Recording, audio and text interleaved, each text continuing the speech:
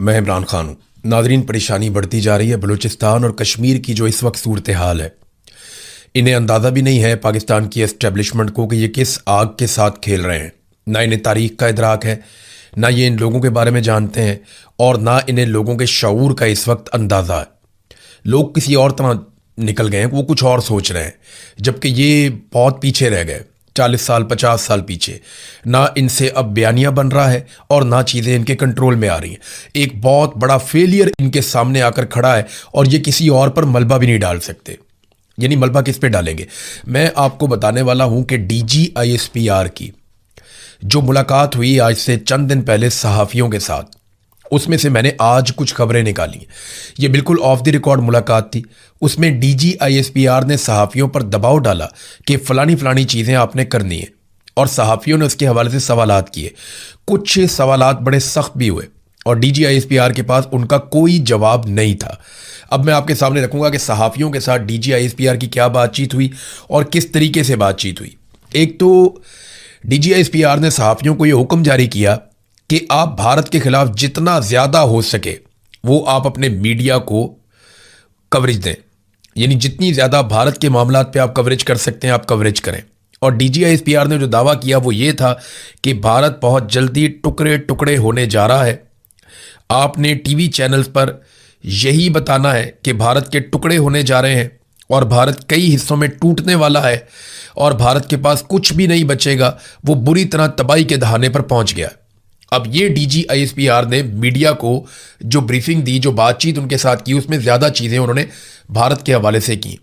और ये जो वाक़यात हुए ना क्वेटा में या बलूचिस्तान में जो वाक़यात हुए, ये उन वाक़यात से पहले की बात है कि DGISPR ने मीडिया के लोगों को बुलाया, प्रिंट मीडिया के, इलेक्ट्रॉनिक मीडिया के, जिनमें कुछ लोग सोशल मीडिया पे भी काम करते हैं, और उन्हें कहा जनाब कि आप ये बयानिया बनाएं कि भारत के टोटे टोटे होने वाले हैं, बेड़ा गर्क होने वाला है भारत का।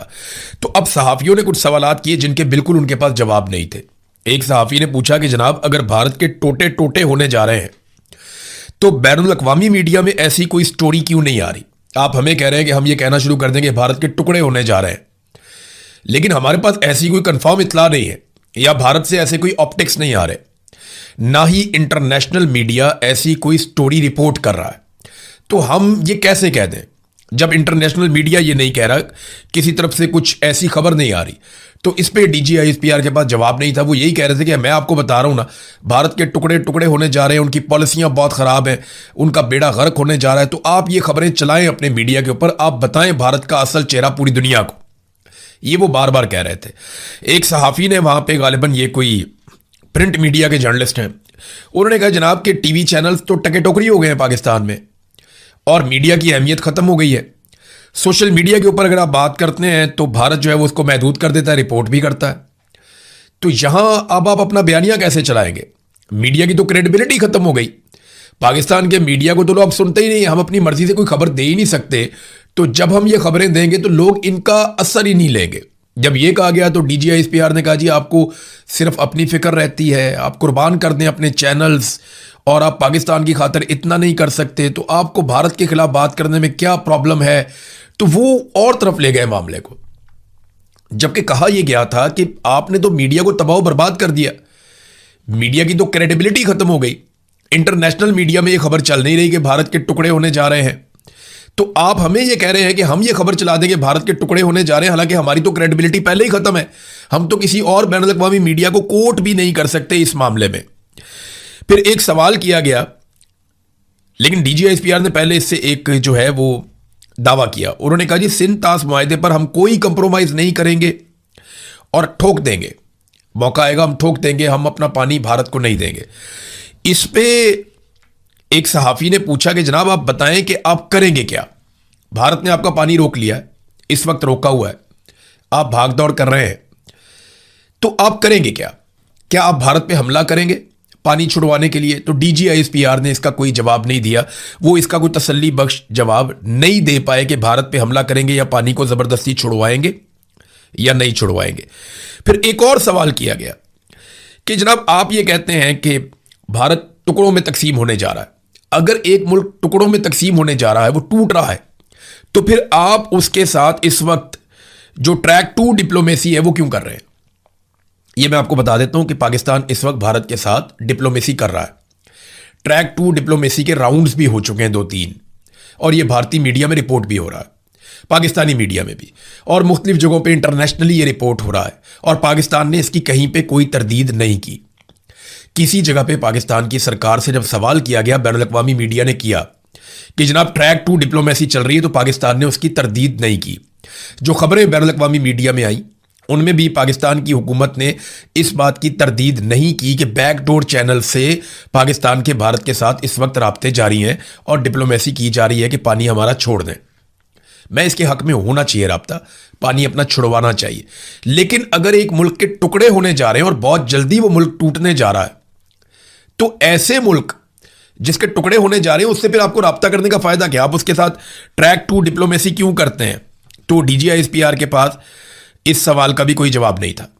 फिर एक और सवाल पूछा गया, जनाब अगर तो भारत के टुकड़े होने जा रहे हैं तो वो दुनिया भर के ममालिक के साथ इतने बड़े बड़े मुआहदे कर रहा है, जापान के साथ, अमेरिका के साथ और यूरोप के साथ। अभी यूरोपीय यूनियन के पास गया, वहां पे बहुत बड़ा मुआहदा करके आया, जर्मनी के साथ उन्होंने किया।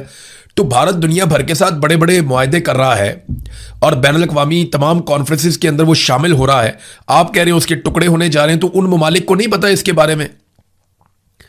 इसका भी DGISPR कोई तसल्ली बख्श जवाब नहीं दे पाए, लेकिन वो बज़िद थे कि बस आप भारत के ऊपर चढ़ाई कर दें सारे मिलकर, और पाकिस्तानी मीडिया जो है वो भारत के खिलाफ खबरें चलाए जिनका सर पांव भी नहीं है। इसी तरह मीडिया की क्रेडिबिलिटी खत्म हो जाती है। आपने भारत के मीडिया को देखा, वो कैसी कैसी खबरें चला देता। उन्होंने तो कराची फतह कर लिया था, वो तो पता नहीं क्या कुछ कर गए थे जंग के दिनों में, तो उनकी क्रेडिबिलिटी कितनी फारे हुई। भारत के अंदर उनका मीडिया मजाक बनकर रह गया। उनके अपने सोशल मीडिया पे लोगों ने जोक्स बना दिए, मीम्स बना दिए। पाकिस्तान के अंदर भी कोई ऐसे नमूने थे, लेकिन शुक्र है वो कम थे, भारत में तो बहुत ज्यादा थे। तो फिर एक और सवाल किया गया, क्योंकि यहां पे ना DGISPR ने कहा जो कुछ कश्मीर में हो रहा है, ये मैं आज़ाद कश्मीर की बात कर रहा हूं, मकबूजा कश्मीर की नहीं कर रहा। DGISPR ने कहा कि जो कुछ कश्मीर में हो रहा है और जो कुछ बलूचिस्तान में हो रहा है, इसके पीछे भी भारत है और हमें यह पता है। तो इस पे सहाफियों ने यह सवाल किया कि अगर ये भारत करवा रहा है तो फिर आपने जॉइंट अवामी एक्शन कमेटी के लोगों से मुआहदे क्यों किए? और दूसरा यह भी कहा गया कि जैसे अंसार अब्बासी साहब ने एक स्टोरी भी की थी कि जनाब आपको सबूत मिल गए हैं, ऐसी कॉल्स आपको मिल गई हैं, आपने बहुत सारा कुछ ऐसा ट्रेस कर लिया है जिससे पता चल गया कि भारत मुलव्विस है जॉइंट अवामी एक्शन कमेटी के साथ। तो फिर वो सारा कुछ कहां है? आपने अभी तक क्या किया? वो कॉल्स किधर हैं जो आपने पकड़ी है? क्योंकि बयानिया तो वहां चल रहा है। आज भी आजाद कश्मीर के लोग इकट्ठे होकर हजारों की तादाद में सड़कों पे बैठे हुए धरने देकर, और ये वाहिद इलाका है हमारे पूरे पाकिस्तान में जिसकी खुराक बंद की हुई है। दुनिया में बहुत कम एरियाज ऐसे हैं। गजा एक ऐसा इलाका है जिसकी खुराक बंद है और वहां पे खुराक और मेडिसिन नहीं जाने देते गजा में। वो इसराइल की एक पॉलिसी है, वो ये कहता है कि इनको इतना तंग करो कि ये यहां से नकल मकानी करने पे मजबूर हो जाएं, ये इलाका खाली कर दें और इसराइलियों के लिए ये एरिया बिल्कुल एक महफूज जगह बन जाए और ये खाली हो जाए।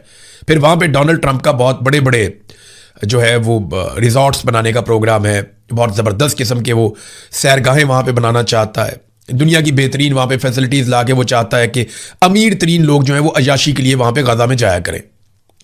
और वो ये चाहते हैं कि जो गजा के लोग हैं उन्हें मुख्तलिफ ममालिक में बांट दिया जाए।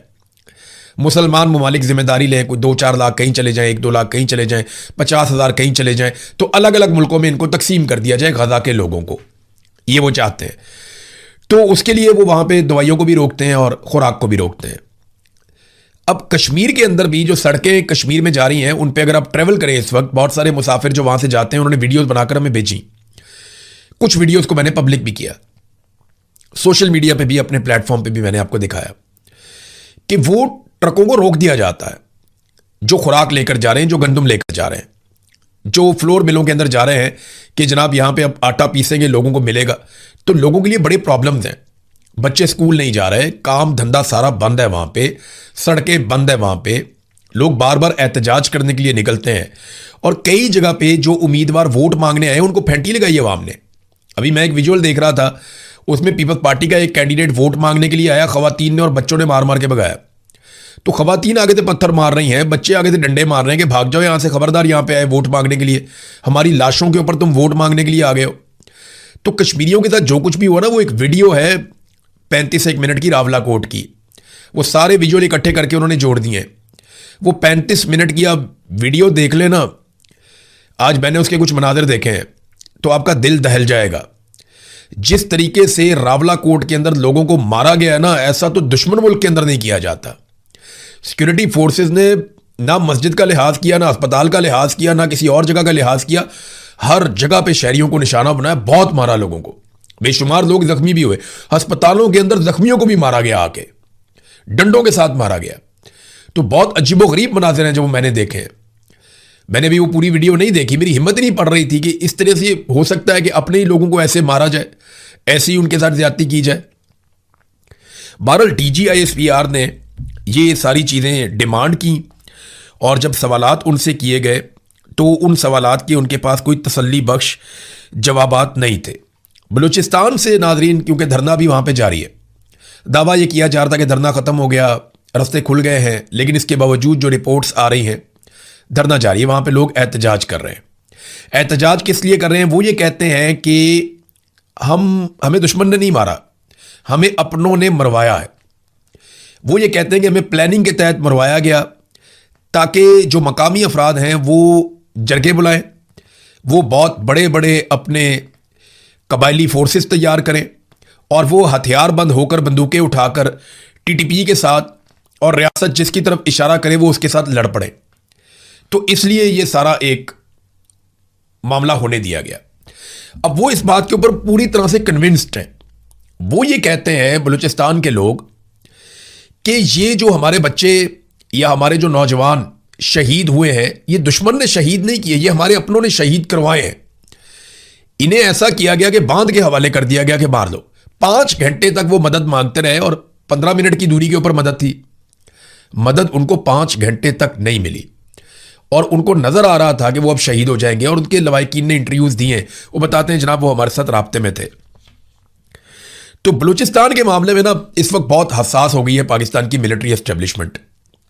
मैं क्योंकि मीडिया से मेरा ताल्लुक है तो बेशुमार मीडिया के दोस्त रोजाना ही राब्ते में रहते हैं, यानी मेरी 5-7 मीडिया वाले पाकिस्तान में अलग अलग हैं जिनसे रोजाना बात होती है। कभी किसी से होती है, कभी किसी से होती है, कभी किसी से होती है। सारी जिंदगी इसको मैंने दे दी, 20 साल हो गए मीडिया की इंडस्ट्री में मुझे, तो सबसे ज्यादा मेरे ताल्लुकात इसी इंडस्ट्री में है। रोजाना कभी किसी प्रोड्यूसर से बात होती है, कभी डेस्क पे बैठे हुए किसी बंदे से बात होती है, कभी किसी राइटर से बात होती है, कभी किसी एंकर से बात होती है, कभी किसी रिपोर्टर से बात होती है, एडिटर से बात होती है, तो होती रहती है। एक बड़ी क्लियर इंस्ट्रक्शन आई है, जैसे कश्मीर के मामले में आई थी, बलूचिस्तान के मामले में, कि आपने बलूचिस्तान को हमसे पूछे बगैर रिपोर्ट नहीं करना, इसके ऊपर आपने कोई बात नहीं करनी। और सोशल मीडिया के ऊपर भी बहुत सख्त निगरानी रखी जा रही है कि बलूचिस्तान के लिए कोई आवाज ना उठाए। तो मेरी आप सबसे गुजारिश है कि अगर आप इतना भी लिख दें सोशल मीडिया पे, आपके पास जो भी प्लेटफॉर्म है, आप अगर ये व्हाट्सएप इस्तेमाल करते हैं तो अपनी फैमिली को बताएं आप कि बलूचिस्तान में क्या हो रहा है। अगर आप ट्विटर इस्तेमाल करते हैं तो वहां पे आप लिखें कि बलूचिस्तान को जीने दो, एक ट्रेंड चल रहा है, बलूचिस्तान को जीने दो, ये ट्रेंड चल रहा है। और ये इसमें आप किसी को टारगेट नहीं कर रहे, आप कोई पाकिस्तान की रियासत के खिलाफ नहीं जा रहे, खुदा ना खास्ता आप कोई गद्दारी नहीं कर रहे, आप कोई बगावत नहीं कर रहे, आप सिर्फ ये कह रहे हैं कि बलूचिस्तान को जीने दो। हर वो शख्स या हर वो शख्सियत या हर वो ग्रोह या हर वो इदारा या हर वो बंदा या सियासतदान जो भी आज बलूचिस्तान के इन हालात के लिए रिस्पॉन्सिबल है, ये उन सब के लिए पैगाम है कि बलूचिस्तान को जीने दो। तो ये जरूर लिखें आप, इसके ऊपर एक ट्रेंड चल रहा है, इसमें अपना हिस्सा डालें और आवाज उठाएं ताकि पूरी दुनिया तक ये आवाज जाए कि बलूचिस्तान को जीने दो। उनका जीने का हक है, उन्हें यह हक मिलना चाहिए। ये आवाज उठाएं ताकि मिलिट्री एस्टेब्लिशमेंट को और बाकी जितने भी स्टेक होल्डर्स हैं जो इसके लिए जिम्मेदार हैं, उन सबको कान हो जाएं कि पाकिस्तानी बलूचिस्तान के साथ खड़े हैं। हमें एक दूसरे के साथ खड़े होना पड़ेगा। अगर हम आज बलूचिस्तान के लिए नहीं खड़े होंगे ना, तो कल बारी हमारी आएगी, क्योंकि बारी बारी सबकी बारी। और ये जो बात है ना, जो मैंने आपको भी बताई है कि एस्टेब्लिशमेंट की प्लानिंग है कि, और ये मुकामी लोग कह रहे हैं, मैं नहीं कह रहा, वो लोग ये कह रहे हैं कि ये एस्टेब्लिशमेंट की प्लानिंग थी कि ये लोग मरेंगे और लोग गुस्से में आएंगे, हथियार उठाएंगे और वो लड़ पड़ेंगे, और हमें बहुत बड़ी तादाद में लोग ऐसे मिल जाएंगे जो हमारी जगह पे लड़ेंगे, या एक नई सिचुएशन क्रिएट हो जाएगी बलूचिस्तान में, एक नया नारा लग जाएगा, बल्ले बल्ले हो जाएगी। वो तो लाशें भी नहीं दी लोगों ने तस्वीरें बनाने के लिए, वीडियोस बनाने के लिए, नमाज जनाजा पढ़ने के लिए, वजीर आजम के लिए या आर्मी चीफ के लिए। फजलुर रहमान साहब ने इसका पोल खोल दिया। आप गौर करें, फजलुर रहमान साहब का एक स्टेटमेंट आया एक तकरीर के दौरान, उन्होंने कहा जी मैं बंदूक क्यों उठाऊं, या मैं अपने लोगों से क्यों कहूं कि वो बंदूक उठाएं और लड़ें, हम तुम्हें तनख्वाह देते हैं अपने पैसों से, खून पसीने के पैसों से, तुम लड़ो। तुमने पेटी पहनी है, हमारे ऊपर अपने खून का कर्जा ना चढ़ाओ या हमारे ऊपर एहसान ना जतलाओ कि तुम्हारा खून बह रहा है या तुम्हारे लोग शहीद हो रहे। ये फजलुर रहमान ने कहा। इसका मतलब है कि फजलुर रहमान साहब से भी यह डिमांड की गई कि लोगों को तैयार करें ज़हनी तौर पे ताकि वो हथियार उठाएं और हमारे लिए काम करें या हमारे लिए लड़ें, जैसा माजी में किया गया। मुझे अच्छी तरह याद है कि टीटीपी के साथ खैबर पख्तूनख्वा में लोगों को अमन फोर्सेस बनाकर लड़वाया गया। बाद में एक एक करके अमन जो फोर्स बनाई गई थी या वो पूरी एक फोर्स तैयार की गई थी खैबर पख्तूनख्वा में, एक एक करके उनके लोग टारगेट किलिंग में मारे जाते रहे, एक एक करके। मुझे अच्छी तरह याद है जितने बड़े लोग थे जो पेश हुआ करते थे एक अमन फोर्स के अंदर, जो जाकर लड़ते थे टीटीपी के साथ, तालिबान के साथ, रियासत की तरफ से जाकर लड़ते थे। लड़ाई तो असल उन्होंने लड़ी थी, फ्रंट में तो वो थे, सबसे आगे वो लड़ रहे थे। तो वो जितने लोग थे बाद में उन्हें टारगेट किलिंग में मारा गया, एक एक करके मारा गया, चुन चुन के मारा गया। तो ये खून रेजी हो रही थी, फजलुर रहमान ने इसका हिस्सा बनने से इनकार कर दिया। देखिए पिछले 72 घंटों में जो वीडियोस रिलीज हुई है ना टीटीपी की जानिब से या बीएलए की जानिब से, बलूचिस्तान लिबरेशन आर्मी है और एक टीटीपी है, इनकी जानिब से जो वीडियोस जारी की गई हैं वो ये बता रही हैं कि मुस्तकबिल कोई अच्छा नहीं है और दहशतगर्दी बहुत ज़्यादा बढ़ती चली जाएगी। लोग बलूचिस्तान को, जो बाहर से आए हुए लोग हैं, वो फौरी तौर पे बलूचिस्तान को खाली कर रहे हैं। लोग वहाँ से छोड़ कर जा रहे हैं। लोगों को समझ आ गई है कि हालात इतने ख़राब हो गए हैं कि अब यहाँ पे एक प्रॉक्सी वॉर शुरू होने वाली है और जो दिखाई भी दे रही है। धरना अभी तक जारी है, लोगों के मुतालबात नहीं सुने जा रहे, कोई अच्छा मंजरनामा पेश नहीं कर रहा बलूचिस्तान में जो कुछ हो रहा है। जो टीटीपी और बीएलए वीडियोस जारी कर रहे हैं ना, वो तो बाकायदा दिखा रहे हैं। उन्होंने दिखाया किस तरीके से उन्होंने एक अटैक किया, बड़ा खौफनाक अटैक था। जीवनी में मैं देखकर हैरान हो गया। पूरा ट्रक लाकर उन्होंने मारा और पूरी को पूरा बिल्डिंग, पूरा एरिया, पूरा कंपाउंड तबाह कर दिया। उसके बाद रॉकेट लॉन्चर चल रहे हैं, सड़कों के ऊपर वो सरेआम फायरिंग कर रहे हैं, पूछने वाला कोई नहीं है। वो पुलिस की गाड़ियां लेकर नौशकी में जा रहे हैं, चागी पे उन्होंने पूरे पे कब्जा कर लिया है। अभी गवादर के करीब से मजीद रिपोर्टें आ रही हैं। मैं तो हैरान हो रहा हूं कि रियासत कहां पे, रियासत की रिट कहां पे, कुछ दिखाई नहीं दे रहा। और ये पिछले चंद महीनों से ये रिपोर्टें आ रही थी, ये रिपोर्टें मौजूद थी। जब पाकिस्तान की इंटेलिजेंस एजेंसियां पाकिस्तान तहरीक इंसाफ को और इमरान खान को तोड़ने में मसरूफ थी, उस वक्त ये रिपोर्टें आ रही थी कि दहशतगर्द तंजीमों का आपस में इत्तेहाद हो रहा है। और ऐसी रिपोर्टें मौजूद थी कि दाइश और टीटीपी के अंदर कोई आपस में बातचीत हो रही है, कुछ और ग्रुप्स हैं आईएस और दीगर, उनकी आपस में बातचीत हो रही है और पाकिस्तान में एक अनहोली किस्म का अलायंस बनाया जा रहा है जो पाकिस्तान की रियासत को बहुत कमज़ोर करेगा और उनके अपने मुतालबात और मफादात हैं। लेकिन क्योंकि रियासत और रियासती एजेंसियां जो हमारे पैसों से तनख्वाह लेती हैं, वो सारे उस वक्त इमरान खान को तोड़ने में लगे हुए थे कि 26वीं तरमीम कैसे करवानी है, 27वीं तरमीम कैसे करवानी है, आसिम मुनीर साहब को 5 साल मजीद नौकरी पे कैसे रखना है, उन्हें ताहयात इस्तिस्ना कैसे दिलवाना है और किस तरीके से आईनी अदालतें बनाकर अपने लिए रास्ता निकालना है। वो सारे इस चक्कर में लगे हुए थे। अभी लगभग दर्जनों जजेस मजीद लाए जा रहे हैं और इन जजेस को लाने में मेरिट की धज्जियां उड़ाई जाएंगी। वो एक जज के बारे में अभी हमारे एक जर्नलिस्ट हैं, वो रिपोर्ट भी कर रहे थे, असद मलिक साहब। वो 2 मरतबा उसने इम्तिहान दिया, वकील ने, सिविल जज के लिए, दोनों दफ़ा फेल हो गया। एक दफ़ा उसने प्रोसिक्यूटर बनने के लिए इम्तिहान दिया, फिर फेल हो गया। अब उसका नाम डाला हुआ हाई कोर्ट का जज बनाने के लिए।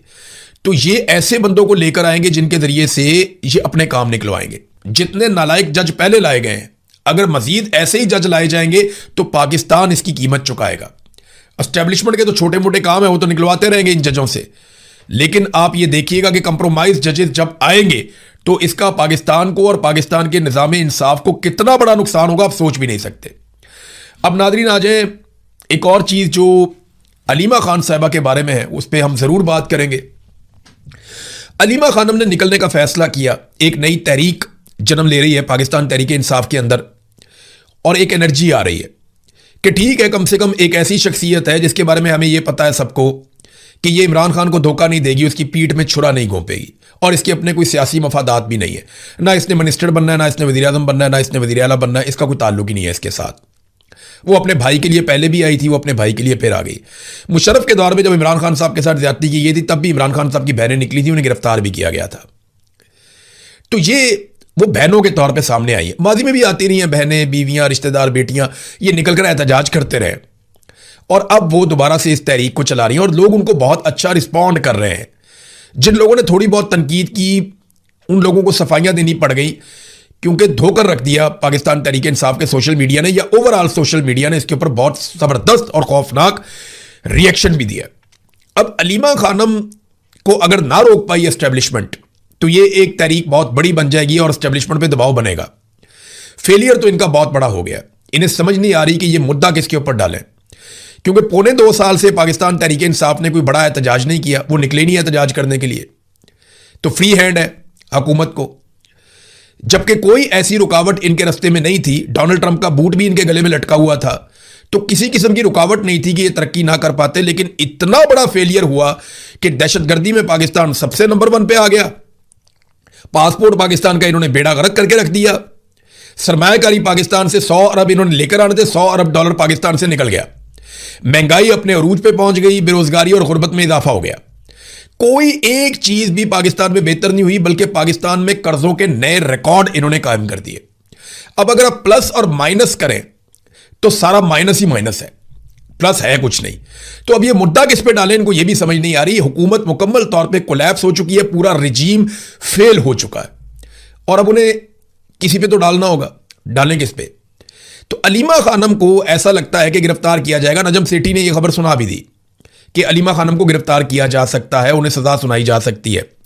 उनका यह तज्जिया है, लेकिन देखिएगा कि आने वाले दिनों में आसिम मुनीर साहब की यह मजबूरी बन जाएगी। उन्हें अलीमा खानम को पकड़ना पड़ेगा क्योंकि उसके बगैर उनका गुजारा नहीं है। और अलीमा खानम अगर खैबर पख्तूनख्वा में ही जलसे और जुलूस करती है और बहुत बड़ी मिकदार में खैबर पख्तूनख्वा को तगड़ा करके खड़ा कर देती हैं और अपनी दूसरी बहनों को कहती हैं कि आप अडियाला जेल जाओ, तो एक नई सिचुएशन हो जाएगी। क्योंकि खैबर पख्तूनख्वा से उन्हें गिरफ्तार करके ले जाना, यह खैबर पख्तूनख्वा वालों के लिए बड़ी मुसीबत बन जाएगी। तो अब सिचुएशन, खेल जो है ना, वो एक नए मरहले में दाखिल हो गया है, जिसके ऊपर हम नजर रखेंगे। लेकिन एक चीज और एक सवाल जो आप सबको पूछना है, जो मैंने भी पूछा था, कि 57,000 ब्लू पासपोर्ट किन लोगों के पास है, इसकी एक फहरिस्त जारी होनी चाहिए। पाकिस्तानियों को पता चले कि वो कौन से ऐसे 57,000 चहीते हैं जिन्होंने अपने पास ब्लू पासपोर्ट रखे हुए हैं। अब तक के लिए इतनी, अपना ख्याल रखिएगा, अपने चैनल का भी। अल्लाह हाफ़िज़।